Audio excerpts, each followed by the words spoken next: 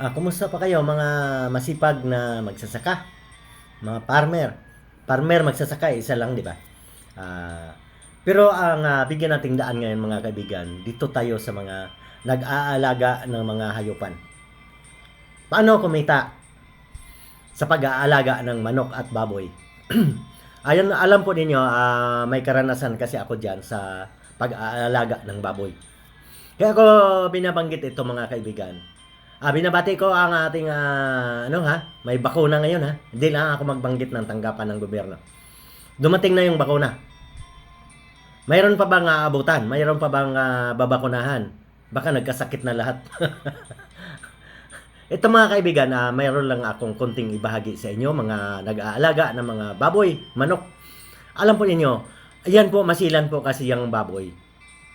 Kaya po, dapat po maagap ang ating mga leader na magbabakuna. Hindi po kung kailan na babalita na may mga sakit doon, sakit dito, saka kayo kikilos niya na magkuha ng bakuna tapos aangkatin pa. Ilan na? Alam nyo ba mga kaibigan, may experience ako dyan sa sakit ng baboy. Nagtrabaho po ako sa piggery. Araw lang po. Pag tinamaan ng sakit yan, 2 araw, 3 araw, todas na. Kaya po, nagtrabaho po ako, binabati ko po, wag na.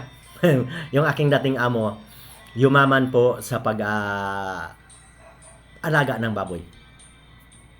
Kasi maagap po. Maagap po dapat. Mag-alaga ka ng baboy, sumunod ka. Dapat mayroon kang nag-aaral.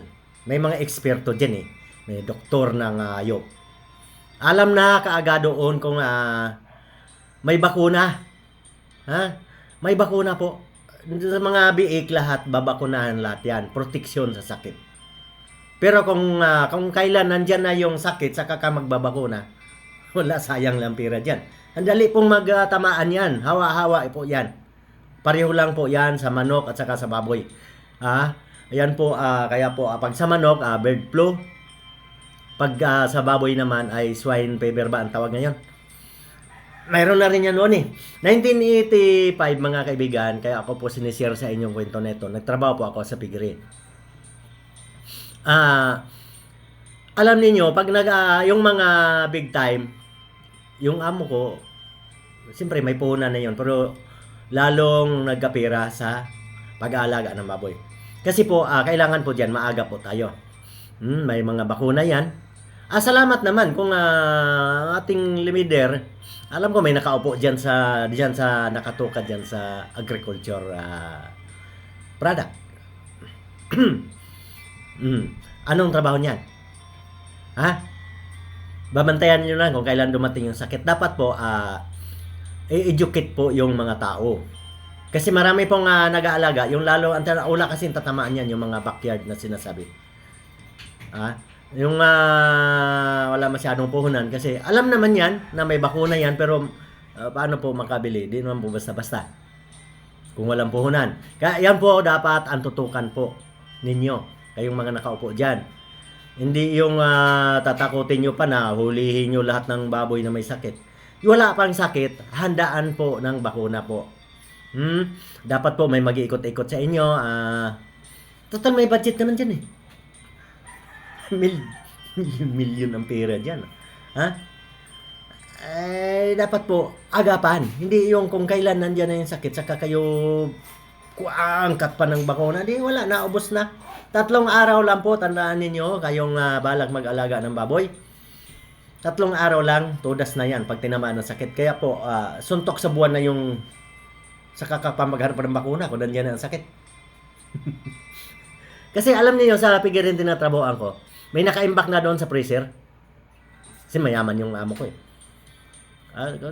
Balitaan naman yan. Dapat makikinig kayo lagi ng balita. Kayong mga nag-alaga ng baboy, manok. Kayo manonood kayo lagi doon sa ano ba itong mga programa. Dami dyan sa TV man, sa radyo. Pati sa DCRH, mayroon yan eh. Kaya maralaman po ninyo kung may mga sakit ba. Kaya po, agapan po yan. Yung may kayang sa mga manok, may halo yan sa pagkain eh. Hindi po pwede na sabihin natin kung kailan nandiyan na ang sakit sa tayo gagalaw. Kasi ang bilis po niyan. Ay naranasan po namin sa probinsya, yung mga manok, kasi doon ang tulugan ng manok, yung mga native, nandiyan lang sa mga puno-puno, sa mga mangga na tabing bahay. Malalaglag lang po yan pag yan ay natake na ng sakit ng manok. Piste, kung tawagin sa amin. Hawa-hawa po yun. Kaya po, ang mabisa pong paraan, agapan na wala pang sakit. Yun po dapat ang babantayan nitong ating mga nakaupo dyan na malalaking sweldo. Malaking budget. Hindi po ninyo, kung kailan nandiyan ang sakit, tatakutin ninyo, hulihin nyo yung mga papatayin lahat ng, di ba? Nandun na ako, para hindi kumalat, papatayin yan. Pero, babayaran po ninyo ng tama. Laking budget yan eh. Tapos, gustong-gusto ninyong mag-shortage, mag-import. Huwag pong ganun ha. Kailangan, wala pang sakit, aagapan na dapat nag-iikot-ikot kayo. I-educate yung mga nag-aalaga. Ang karamihan po kasi mag-umpisa yan mga kaibigan doon sa maliliit. Mga backyard na yun po dapat ang bantayan. Inang, karamihan yan yung mga matatanda eh. Inang, itay, may bakuna na ba itong inyong mga baboy? Huwag kayong mahiya, mga guys, na magsabi, wala pa. Sabihin naman niyo, ito po, kailangan may bakuna po. Ganon ha. Ganon po dapat. Doon sa mga barangay opisyal, ganon po ang gagawin sa susunod. Kasi, naririnig ko sa mga balita, maraming umiiyak na nalulugi sa mga nag-aalaga ng baboy. Sa manok, ganon din yan eh. Pag sinabing napiste, sandali lang yan. Kung saka ka pa magkuha ng pambakuna kung nandyan na yung sakit, wala nang magagawa yan. Suntok sa buwan yan mga ginagawa na yan. Kaya po, agapan po para po kumita ang ating magsasaka at lalong sipagin. Ayan na mga farmer.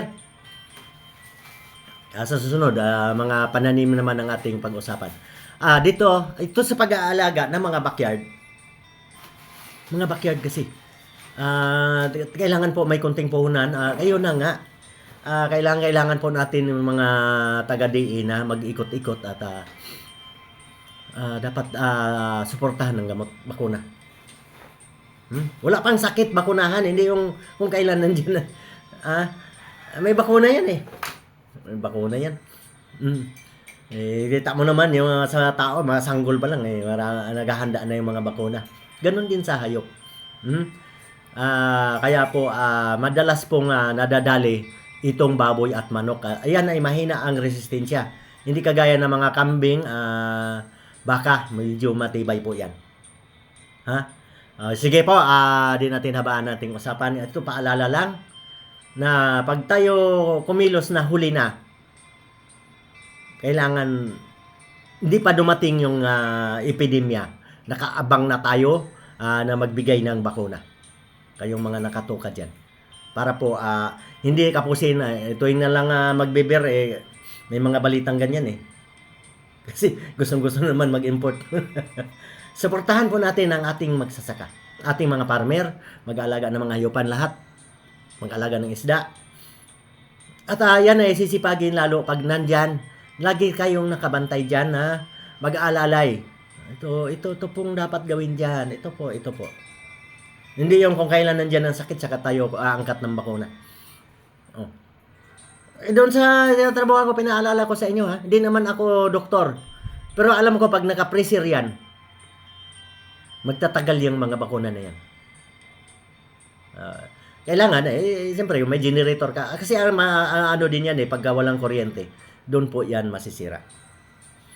Sige, sa mga masisipag na mga nag-aalaga ng mga hayupan, patuloy lang tayo. At kumonsulta lagi tayo doon sa mga veterinaryo. Para po ang ating alaga laging malusog. At dagdagan po natin ng mga backyard.